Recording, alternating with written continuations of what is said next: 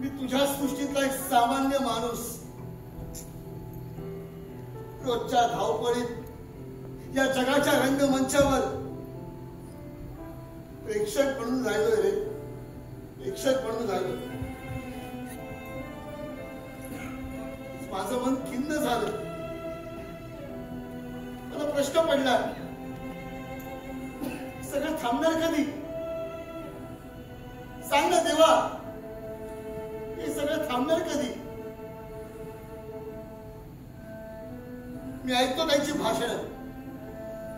प्रत्येक निवडणुकीत नवीन स्वप्न दाखवतात, पैसे वाटतात, आमच्या मतांशी खेळतात, आमच्या भावनांशी खेळतात, आणि आम्ही सामान्य माणूस मत देऊन देऊन थकून जातो. बदल मात्र काहीच करत नाही, काहीच नाही. महागाई आभाळाला भिडतीये, बेरोजगारीचा डोंगर वाढतच चाललाय, शेतकऱ्यांच्या आत्महत्या, स्त्रियांवर होणारे अत्याचार काही थांबायचं नाव घेत नाही, आणि शिक्षण मात्र फक्त श्रीमंतांच्याच पदरी, पदवी नाही. हे सगळं पाहिलं ना, पण विदीर्ण होऊन जाते रे देवा. याला कोण आळा घालणार? सांग ना देवा, याला कोण आळा घालणार? देवा, देवा तू येत का नाही रे? तू एकदा तरी ये ना खाली.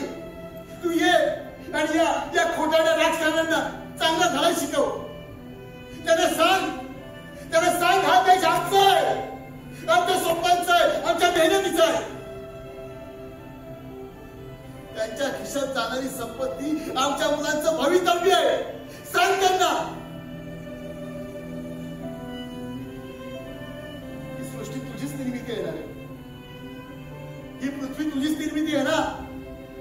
अरे मग बघ ना, बघ अरे काय अवस्था झाली आहे पृथ्वीची. 42 डिग्री, 44 डिग्री, 46, 49, अजून किती? माणूस रक्त ओकून मरतोय. हे जर असंच चालू राहिलं ना देवा, तर ही पृथ्वी एक दिवस वितळून जाईल. अरे का कळत नाही या राजकारणी लोकांना? साडं लावली पाहिजे, या तरुणांना निसर्गाकडे वळवलं पाहिजे, वृक्षतोड थांबवली पाहिजे. का सांगत नाही हे तरुणांना? तेव्हा तूच सांगितलं असता, तूच शिकवलं असता.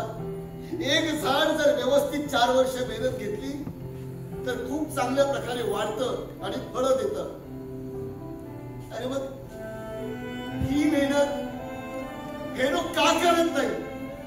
का तरुणाला सांगत नाही, अरे निसर्ग नियमातच आयुष्याचं भवितव्य लपलंय रे, आयुष्याचं रहस्य लपलंय. फक्त 4 वर्ष मेहनत घ्या आणि आयुष्य घडवा, आपलं भवितव्य घडवा. का कळत नाही?